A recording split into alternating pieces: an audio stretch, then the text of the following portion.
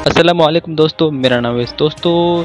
ईद का चाँद 10 तारीख को नज़र आएगा। 10 तारीख को ईद होने वाली है। हिलाल कम्युनिटी ने ये बता दिया है और साथ में महकमा मौसमियात ने कहा है कि उस दिन जो है वो मौसम ख़राब रहने की जो है वो इम्कानात मौजूद है, यानी कि मौसम ख़राब हो सकता है।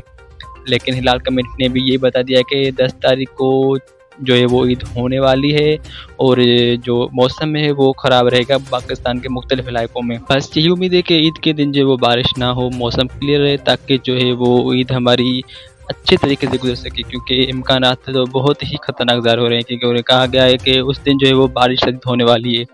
अभी देखते हैं कि मौसम कैसा रहेगा। फ़िलहाल उन्होंने जो है वो बस इम्कानात मौजूद हैं। फ़िलहाल उन्होंने यकीनी तौर पर नहीं कहा है कि बारिश होगी, मगर मौसम ख़राब होने की जो इम्कानात मौजूद हैं।